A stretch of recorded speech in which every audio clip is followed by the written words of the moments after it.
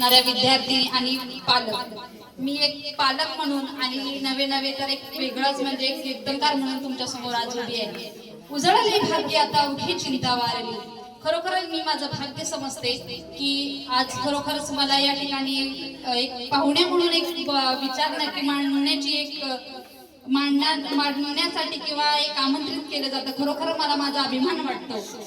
तसेच महायोग पीठे तठे भीमरथम वरम कुंडलिकाय धातु मुनिंद्रे समागष्ट तिष्ठन्त मानस्कंदम परब्रह्मलिंगम भजे पांडुरंगम अलंकापुरी रम्य सिंहासनस्थम पदाम भोजतेजा स्फुरदिक् प्रदेशम विधीन्द्रदादि देवस्तूयमाणं समाधिस्थमूर्तिं भजे ज्ञानदेवम्.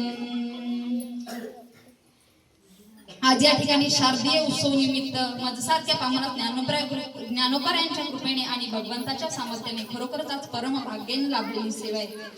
आज या ठिकाणी आपण शारदा उत्सवानिमित्त एकत्र जमलेलो आहोत. विविध उपक्रम सकाळपासून झाले. तसेच आजचा हे व्याख्यानाचे किंवा कीर्तनाचं स्वरूप व्याख्यानास्तव या ठिकाणी मॅडमने खरोखर आमंत्रित केलं. आज या ठिकाणी आपुलिया हिता जो असे जागता धन्य माता पिता तयांची कुळी कन्यापुत्र होतीचे सात्विक तयाचा हरिक वाटे देवा. गीता भागवत करीती श्रवण अखंड चिंतन विठोबाचे तुका म्हणे मज घडोत्यांची सेवा परी माझ्या देवा पारणा. या शारदीय उत्सव निमित्ताचं कारणच तुम्हाला सांगायचं जर झालं तर आम्ही या ठिकाणी ज्यावेळेला नवरात्री किंवा घटस्थापना असते, घटस्थापनेला आम्हाला फक्त एकच उद्दिष्ट माहिती असतं की घटस्थापनेपासून नवरात्रीच्या शेवटच्या दिवसापर्यंत वेगवेगळ्या प्रकारच्या साड्या नेसायच्या. आहे की नाही? वेगवेगळ्या प्रकारच्या साड्या नेसायच्या, वेगवेगळ्या प्रकारचे कलर घालायचे, देवीला जाऊन यायचं. याच्या व्यतिरिक्त आम्हाला याच्यातली वेगळी काही माहिती नाही. फक्त सगळे करतात म्हणून आम्ही करायचं. पण या देवीचा उत्सव का आणि कशासाठी करतात याचा जर वर्म किंवा हे जर जाणून घ्यायचं असेल तर खरोखर आम्हाला या कलियुगामध्ये व्याख्यानाची आणि व्याख्यानात झालेल्या शब्दांची गरज आहे. मग आम्ही का करतो की शारदीय उत्सव असो, नवरात्री उत्सव असो, ज्या वेळेला भस्मासूर नावाचा राक्षस होता त्या राक्षसाचा वध करायचा होता आणि त्या वध करण्यासाठी या महाराष्ट्रामधील जी शक्तिपीठ आहे, या महाराष्ट्रामध्ये देवीची 3.5 शक्तिपीठ आहेत. मग ही शक्तिपीठ कोणती? तर ती शक्तिपीठ ती म्हणजे एक कोल्हापूरची अंबाबाई असेल, तुळजाभवानी असेल, रेणुका माता असेल आणि सप्तशृंगी माता असेल. ही देवीची 3.5 पीठ झाली आणि या 3.5 पीठांपैकी आपल्याला एवढं सुद्धा करून सुद्धा या भस्मासूर राक्षसाचा वध होत नव्हता. मग या सगळ्या देवादिकांची एकदा मीटिंग बसली. मीटिंग बसल्यानंतर की हा राक्षसाने एवढा या पृथ्वी तलावर थैमान मांजवला होता की त्याला काहीच समजत नव्हतं. त्याचा वध करणं, त्याला मारणं गरजेचंच होतं. मग आता कोणतं शस्त्र वापरायचं? ब्रह्मदेवाने त्याला असा वर दिला होता की त्याला मरण नाही. त्याला वर दिला होता की तू अमर आहेस. मग आता हा अमर असणारा माणूस जर हा असाच जर या पृथ्वी तलावर जर थैमान तांडव जर करायला लागला तर काय करायचं? मग त्या पृथ्वीचा सगळा विनाश होईल, या पृथ्वीचा नाश होईल, ही भीती देवादिकांना वाटू लागली.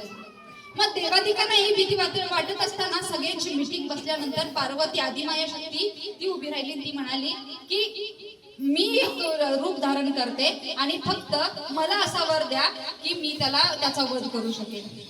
मग ब्रह्मदेवाने त्यांनी वर मागितला. वर मागितल्यानंतर ह्याच पार्वती मातेनं या नवरात्री म्हणजे दुर्गा देवीचं रूप धारण केलं आणि रूप धारण केल्यानंतर असं नृत्य केलं की त्याला स्वतः भस्म करायला भाग पाडलं. हा भस्मासूर नावाचा जो राक्षस आहे त्याला स्वतः तांडव नृत्य करून त्याला भस्म या पार्वती म्हणजे आदिमाया शक्तीने केलं. मग हे जे कारण आहे ते आम्हाला माहिती नसतं.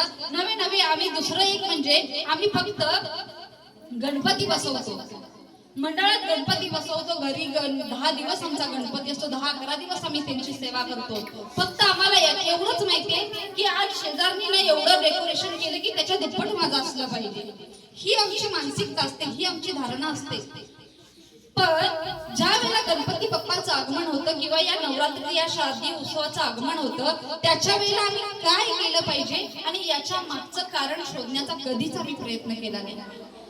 मग ज्या वेळेला आम्ही आमच्या गणपती बाप्पाला दुर्वा वाहतो, मग त्या दुर्वाची निर्मिती कधी झाली? दुर्वाची जर निर्मिती, या हराळीची जर निर्मिती झाली असेल ज्या वेळेला दैत्यांचं आणि राक्षसांचं ज्या वेळेला युद्ध चालू होतं, समुद्र मंथन चालू होतं, समुद्र मंथनातून 2 थेंब बाहेर पडले पृथ्वी तलावर. त्या 2 थेंबापैकी एका थेंबाचं झाड उगवलं कडुलिंब आणि दुसरा थेंब म्हणजे हराळी. म्हणजे दुर्वा त्यावेळीची निर्मिती आहे. मग ती का वाहतात? तर त्याचं वाहण्याचं कारण असं आहे की ज्या वेळेला भाद्रपद महिन्यात एवढं कडक ऊन असतं, कडक उन्हाच्या तीव्रतेमुळे गणपती बाप्पांना खूप त्रास होतो की उन्हाची तीव्रता. मग त्यांना शांत गारवा कशात मिळेल? तर त्यांना गारवा अशात मिळेल की दुर्वा जी, हा दुर्वा नावाचा जो वृक्ष आहे, जे झाड आहे, त्या दुर्वाच्या काय होतं की अति थंडी म्हणजे गार त्याच्यातून, त्या झाडातून किंवा त्या हराळीतून आपल्याला गारवा मिळतो. म्हणून त्या गारवेसाठी आपण गणपती बाप्पाला हराळी व्हायची. अनन्य नावाच्या राक्षसानं त्यावेळेला सुद्धा असंच थैमान मांडलं होतं की गणपतीला सुद्धा जन्म घ्यावा लागला. म्हणजे हे प्रत्येक उत्सवाचं कारण काहीतरी वेगळं असतं, पण आम्हाला त्या उत्सवाचं कारण किंवा आम्ही का जाणून घेत नाही. आम्हाला फक्त एवढंच माहितीये की आम्हाला फक्त साड्या नेसायच्या, देवीला जायचं, उपवास करायचा. पण उपवास करत असताना आम्ही एकाही माणसाचं मन जपतो का? घरातल्या बहुतेक पैकी आम्हाला म्हणजे मन दुखावलं जातं. आम्ही उपवास करत असताना फक्त एकच खबरदारी घेतली पाहिजे की उपवास करायचा जरूर, पण उपवास करत असताना त्याच्या सोबतीला आमचं मन शुद्ध अंतःकरण पाहिजे. आम्ही ज्यावेळेला उपवास करतो त्यावेळेला दुसऱ्याच्या मनाचा कधीच विचार करत नाही. आपण फक्त आपल्या मनाचा विचार करत असतो. दुसऱ्याचं मन दुखावेल न दुखावेल याचा विचारच कधी करत नसतो. पण हे करत असताना सुद्धा एका बाजूला आपल्याला या ठिकाणी महाराष्ट्रामध्ये जन्माला येत असताना बऱ्याच संतांनी सांगितलं की माऊलीचं नमिला गणपती माऊली शारदा, याला माऊलीचं रूप दिलेलं आहे. म्हणजे माऊली म्हणजे आईचं रूप दिलेलं आहे. या देवी सर्व भूतेषु मातृदेवेन संस्थिता, या देवी सर्व भूतेषु मातृदेवेन संस्थिता. म्हणजे मातृरूपाचं वर्णन या शारदीय उत्सवामध्ये केलेलं आहे की कशाचं? मातृरूपेचं, आईचं स्वरूप आम्ही त्याच्यामध्ये बघितलं पाहिजे.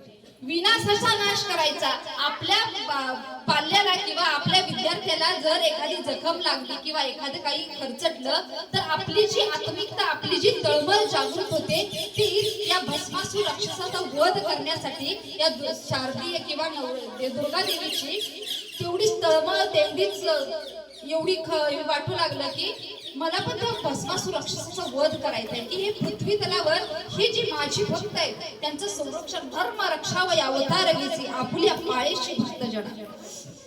धर्माचं रक्षण करण्यासाठी संतांना जन्म घ्यावा लागतात. धर्माचा विनाश होत आहे हे त्यांना ज्या वेळेला पाहावे ना त्यावेळेला या देवादिकांचा जन्म किंवा यांना अवतार घ्यावा लागला. मग हे असं सुद्धा हे झालं आमच्या पालकांसाठी. किंवा शारदीय उत्सव का करतात किंवा नवरात्री आम्ही घटस्थापना का करतो, आणि ह्या आमच्या लहान विद्यार्थिनींचं जर मत जाणून घ्यायचं जर झालं तर आता मला मुलींनो सांगा, कोण कोण आई वडिलांचा आदर करतात? नक्की मी आईला विचारणार आहे. आम्ही आई वडिलांचा वा खूप छान हात खाली घ्या. म्हणजे आमच्या या मुलींच्या शाळेत एवढ्या गुणी सद्गुणी विद्यार्थिनी आहेत की आई वडिलांचा आदर करतात, मोठ्यांचा सन्मान मान ठेवतात. मग ह्या जर मुली जर मोठ्या जर अशा सन्मानानं जर बाहेर पडल्या तर खरोखर आपल्या शाळेचे नाव झाल्याशिवाय राहणार नाही. पण त्याच्यासाठी आपले घरचे संस्कार सुद्धा अतिशय महत्वाचे. आम्ही फक्त शाळेत पाठवतो, त्यांचा गणवेश घातला, त्यांना डबा व्यवस्थित दिला म्हणजे आपलं संस्कार नव्हे, तर याच्या पलीकडे जाऊन जर सांगायचं जर झालं तर त्याची संगत कुणा बरोबर आहे, त्याचं वर्तन कसं आहे, त्याचं शाळेतलं वागणं कसं आहे, हे सुद्धा तितकंच आपलं पाल्यात म्हणजे आपल्या पालकांचं तेवढंच महत्वाचं आहे की त्यांनी कशा पद्धतीनं आपल्या विद्यार्थ्यांचा आपल्या मुलींचा म्हणजे आपण लक्ष इतकं ठेवणं गरजेचं आहे की त्याची प्रत्येक गोष्ट आपल्या लक्षात आलीच पाहिजे. आम्ही फक्त काय करतो, त्यांना आवडतो तो डबा खायला देतो, बॉटल भरली, ड्रेस दिला, श्रेणी घातली की आमचं कर्तव्यातून बाहेर पडलो. पण असं नाही, एवढ्या मुली या शिक्षक लोकांना सांभाळाव्या लागतात. मग त्यांना सुद्धा सांभाळत असताना आपल्या पण एवढंच कर्तव्य आहे की आपण सुद्धा तितक्याच तत्परतेने त्यांच्याकडे लक्ष ठेवलं पाहिजे. या मुलींच्या शाळेचं नाव झाल्याशिवाय राहणार नाही. कारण का, आपलंही लक्ष तितकंच असलं पाहिजे. आम्ही फक्त काय करतो की घरातून पाठवायचं, झालं, संपलं काम, दिलेला शाळेतला अभ्यास फक्त विचारायचा, याच्या व्यतिरिक्त किंवा याच्या पुढचं आम्ही काही करत नाही. तर मुलींनो, मग मला सांगा, आपल्या आई वडिलांचा आपण आदर करतो तर मग बाबा कोणाला जास्त आवडतात? सगळ्यांनाच, आहे की नाही? बाबा सगळ्यांनाच आवडतात. हात खाली घ्या. बाबा सगळ्यांनाच बघा, म्हणजे आईपेक्षा सुद्धा बाबांचं महत्व अतिशय जास्त आहे. कारण का, आई बडबड बडबड बडबड बोलून मोकळी होते, रागानं 2 फटके देऊन मोकळी होते. बापांचा कधीतरच वर्षाव असतो पण आयुष्यभर लक्षात राहतो. म्हणून मुलींच्या बापासाठी एक कविता आहे. बाप स्वाभिमानी बाळा, बाप कनकर कना, त्याच्या काळजामध्ये रे सुद्धा लाजाळूची संवेदना. बाप कष्टाचा कबाडी ऊस मळ्यात तोडतो या. बाप स्वाभिमानी बाळा, बाप कनकर कना, त्याच्या काळजामध्ये रे सुद्धा लाजाळूची संवेदना.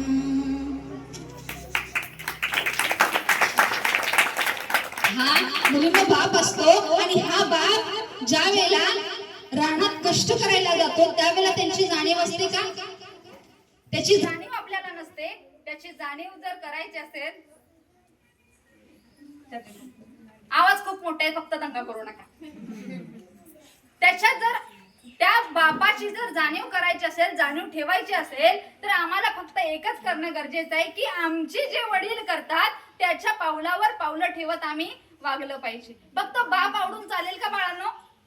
आपले वडील फक्त आवडून चालतील का? त्याच्यासोबत आई ही तितकीच महत्वाची असते. पण आई आणि वडील तितकेच महत्वाचं असताना आईसाठी सुद्धा एक गाणं आहे.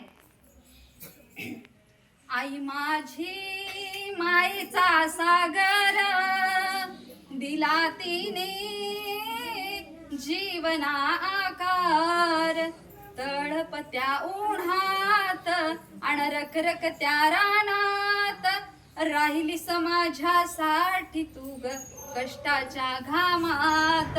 जर मिळेल मुठभर घास ओल्या मातीतून चालताना, तुडविले काट्याचे फास.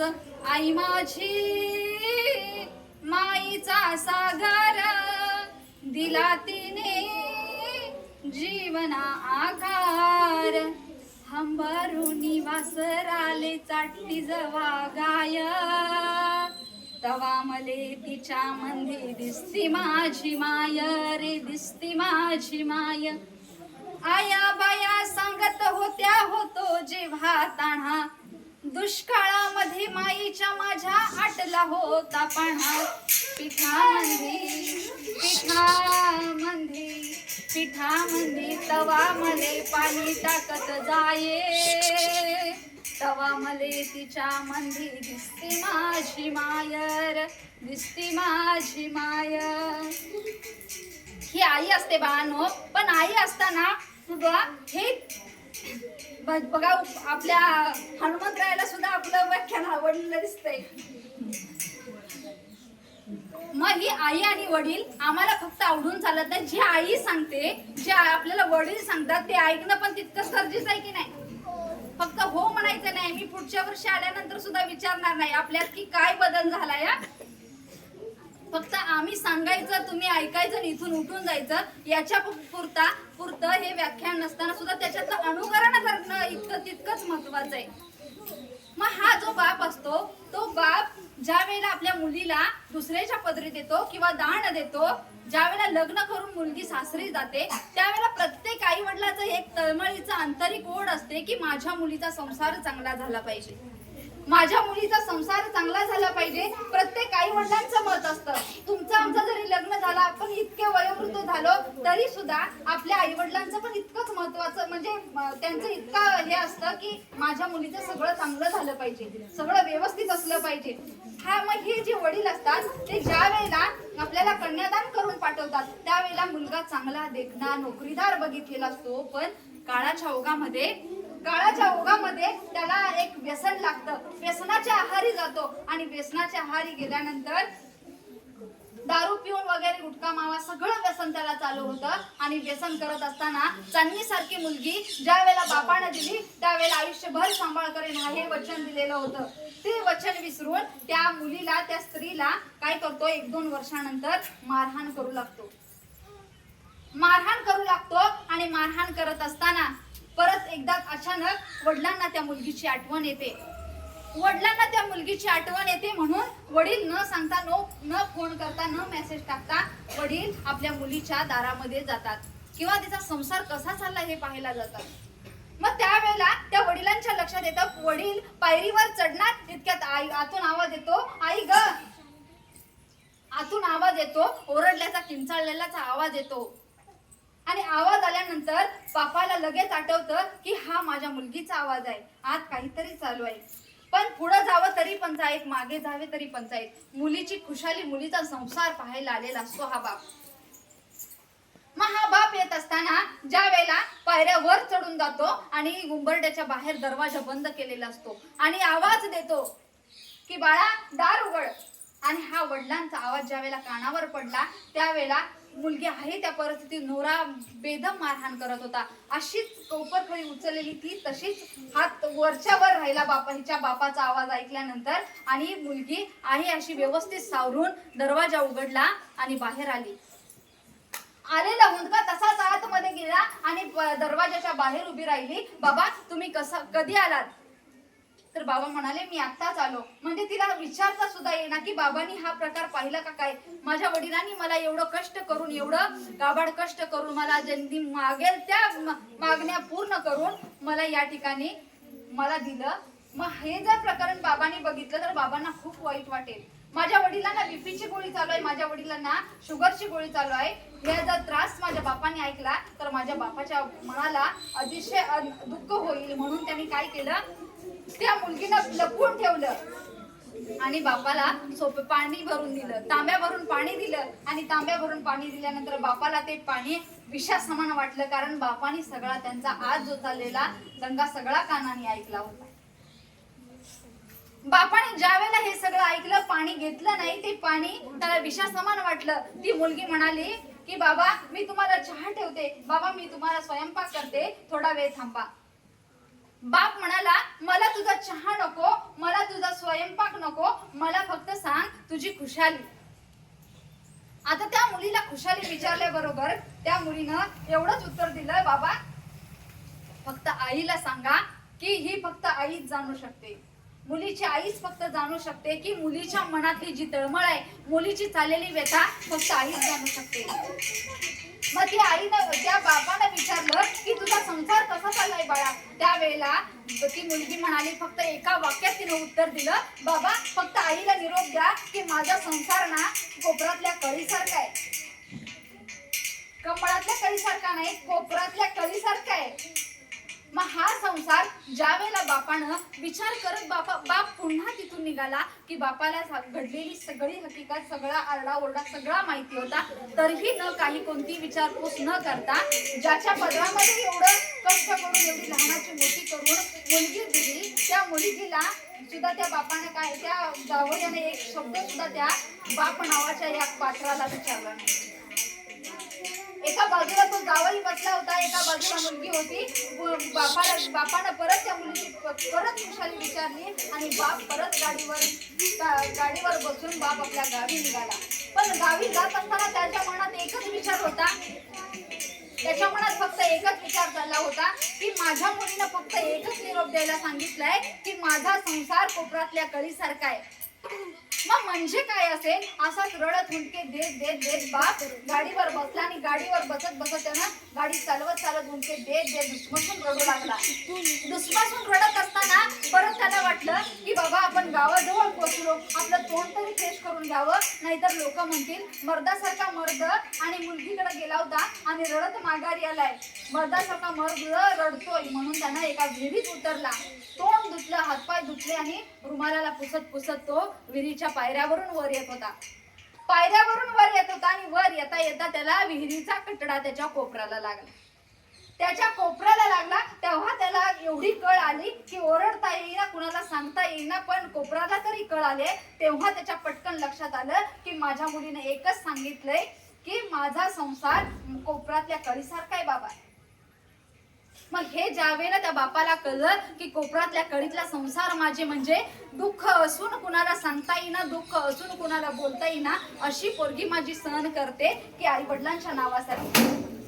मग आई वडिलांच्या नावासाठी सहन करते, कारण का आई वडील इतकं कष्ट करून आपल्याला चांगलं बघून देत असतात. कारण का की आपलं कधीच आपल्याला मागे कुणालाच त्रास होऊ नये यासाठी सगळे आई वडील तेच करत असतात. पण तरी सुद्धा आपल्यामध्ये एवढी ताकद पाहिजे की आम्हाला तेवढं सगळं झेलण्याची ताकद सुद्धा आम्हाला पाहिजे.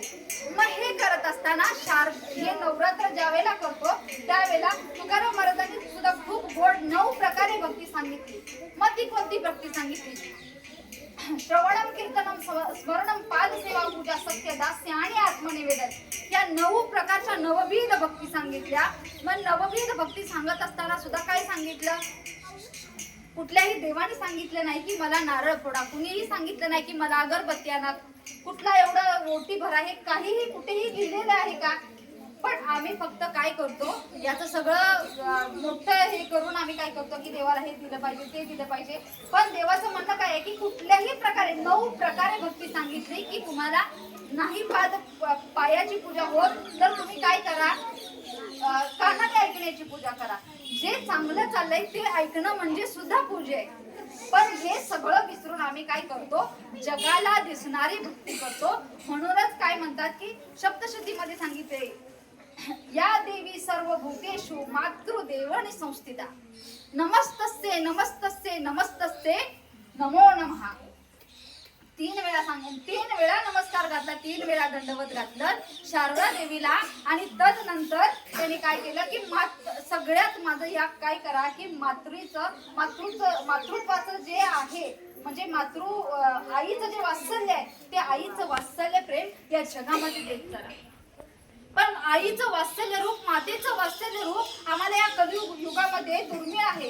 कारण का की या कलियुगामध्ये दुर्मिळ कारण आहे की आम्हाला फक्त एवढंच माहिती आहे की आम्हाला छत्रपती शिवाजी महाराज जन्माला यावी वाटतं. पण त्याच्यासाठी जी जिजाऊ खंबीर होती, जी माता खंबीर होती, जी गर्भावस्थेत हिरकणी बुरुज जिला नाव दिलं, ती सुद्धा म्हणजे आम्हाला तेवढं करणं गरजेचं आहे की आमच्यामध्ये ज्यावेळेला आम्ही फक्त एवढंच करतो की शेजारच्या माणसाला आम्ही आता तोंडानं बोलू शकत नाही, आम्ही मोबाईलवर मेसेज पाठवतो की तिथून बॉटल आण. शेजारच्या माणसाला मेसेज पाठवतो की तिथून बॉटल घेऊन ये, कारण शेजारच्या माणसाला तोंडानं बोलण्या इतपत वेळ आमच्याकडं नाही. कारण आम्ही एवढं त्या मोबाईलमध्ये गुंतलेलं आहे की आम्हाला जवळपास चाललेल्या काही घटना सुद्धा माहिती नसतात. वेळ मिळाला मोबाईल बघायला हरकत नाही, मोबाईल वापरायला हरकत नाही, पण चांगल्या गोष्टींचा वापर करा एवढंच सांगणं गरजेचं आहे. किंवा तेवढा कामापुरता वापरला ठेवून दिला. जर 2 दिवस बॅलन्स नसेल तर घरात एवढा दंगा असतो की भांडा आपण करत नाही. दंगाच नसता, कारण का बॅलन्स मारायचा आहे, मनुष्य तरी कोणाला बॅलन्स मारायचा आहे. म्हणून का दंगा का चाललेला असतो की बॅलन्स मारायचा. बॅलन्स नसला की खुळ्यासारखं होतं, करमत नाही. म्हणजे आम्हाला फक्त याच्या व्यतिरिक्त जाऊन सुद्धा मुलांना सुद्धा आम्ही तीच सवय लावतो. पहिली आई खूप छान अंगाई गायची. निंबोणीच्या झाडा मागे चंद्र झोपला ग बाई, आज माझ्या पाडसाला झोप का गळीत नाही. पण आताची माऊली मोबाईल देते आणि आई कामाला निघून जाते. ती पोरगं मोबाईल बघतं कंटाळून डोळ्याला त्रास व्हायला लागला की तिथं झोपून जातं. हे जे वात्सल्य प्रेम आहे, हे मातृत्वाचं जे प्रेम आहे, ते आता दुर्मिळ झालेलं आहे. म्हणून मुलांच्यावर संस्कार चांगले होत नाहीत किंवा मुलं जी वाईट मार्गाला लागतात त्याचं सर्वप्रथम कारण आपण आहे. मुलांना जर आपण योग्य पद्धतीने योग्य तो वापर योग्य त्या मर्यादेपुरता जर दिला तर आपल्याला मुलांना आपण योग्य मार्गावर सुसंस्कारित किंवा संस्कारित बनवायला आपण हरकत नाही. पण त्याच्यासाठी आपला मोबाईलचा वापर पहिल्यांदा कमी करणं गरजेचं आहे. आपण मोबाईलचा वापर तेवढा कामापुरता केला. मुलांना द्या नको देऊ असं म्हणत नाही, पण तेवढाच अर्धा तास 15 मिनिटं 20 मिनिटं दिलाय, मोबाईल काढून घेतलाय, हे जर केलं तर मुलांच्या डोळ्यालाही त्रास होणार नाही, मुलांच्या मानसिकतेवरही परिणाम होणार नाही आणि चाललेल्या जगामधल्या दुर्घटना कमी होतील. जी लोक सुसाईड करतायत, ज्या मुलांना काहीही समजत नाही, आता काय केलंय, परत काय करायचंय, काय केलेलं खायचंय कसं हे समजत नाही, ती पोरं सुसाईड करायला लागले. कारण का की ह्या मोबाईलच्या अतिवापरामुळे. मोबाईल वापरत असताना थोड्या प्रमाणात द्या. आपणही आपल्यावर नियंत्रण ठेवलं पाहिजे की तेवढा वापर करून आपणही मुलांना चांगल्या गोष्टी सांगितल्या पाहिजे. पूर्वीच्या आई गोष्टी सांगायच्या, त्या गोष्टीमध्ये तल्लीन होऊन मंत्रमुग्ध होऊन झोपी जायची. पण आम्ही त्या मोबाईल मध्ये आता गेम लावून देतो की पोरगं खेळतंय आणि गेम चालू असताना मोबाईल काढून घेतला की पोरगं वाचतं नाही, अंगावर येतंय. ही आई कारणीभूत आहे. आणि बाप आला की बापाला फक्त ही आई जी असते ना मुलांनो, आई काय म्हणते, तुम्ही जर दंगा केला तर काय म्हणते मला सांगा, मी पप्पांना नाव सांगेन म्हणते की नाही. म्हणजे पप्पांचं अस्तित्व आपल्यामध्ये क्रोधित आणून देते की तू हे केलं तर मी पप्पांना नाव सांगेन, तू ते केलं तर मी पप्पांना नाव सांगेन. पण त्याच्या मागचं दिवसभर काम करून जे कष्ट करून जे पैसे मुलीसाठी साठवून ठेवतात ती आई कधी सांगते का? सांगते का? नाही सांगत. बघा, म्हणजे ही आई आपल्या फक्त आपला बाप क्रोधित म्हणजे एक संघर्ष नुसता केवळ तो आपल्याला असा करतोय की मारतोय, असं करतोय, हा बाप फक्त आपल्या समोर माहितीये. पण त्याच्यापेक्षा दुप्पट आईपेक्षा प्रेम वडील करतात मुलींनो. मी तुम्हाला सांगेन, पुरामंदी माया त्याच्या काळ्या मेघावाणी, दाखविना कधी कुणा डोळ्यातल पाणी. झिजू संसाराचा गाडा हाकला, वटामंदी हसू जरी कना वाकला. लई अवघड हाय गड्या उमगाया बापर. खरोखरच त्या वडिलांचं अस्तित्व आम्हाला आमच्यामधनं म्हणजे जितकं प्रेम करतात तितकं समजत नाही. पण एवढं जरी करून सुद्धा आपण आई वडिलांना दोघांनाही समान हक्क देऊन त्यांच्यावर तेवढंच प्रेम करून आपण काय करायचंय, या शाळेचं नाव लौकिक करायचंय. प्रत्येक विद्यार्थ्यांना आतापर्यंत मी आईला सांगत होते की तुम्ही मुलं संस्कारित करा, पण आपलंही तेवढं कर्तव्य आहे की आपण आपल्याला दिलेला शिक्षकांनी अभ्यास तेवढाच पूर्ण करून, शिक्षकांना जर येत नसेल तर त्यांच्या शंका विचारून आम्ही त्यातून पुढे जाणं गरजेचं आहे की नाही बाळांनो? म्हणजे मॅडम शिकवतात, समजलं नाही तर पुन्हा समजून शिकवून घेऊन आपण काय केलं पाहिजे, आपल्या शाळेचं नाव लौकिक केलं पाहिजे. मीही या शाळेतली एक विद्यार्थिनी आहे आणि माझं नाव कसं या ठिकाणी होईल हे आपण विचार केला तर या मॅडमनी एवढे कार्यक्रम छान ठेवतात किंवा दरवर्षी वेगवेगळ्या वक्त्यांना बोलवतात, त्याचं सार्थक होईल की नाही? म्हणजे मी बोलवते तितकं समजण्या इतपत तुम्ही हा की नाही? हो की नाही?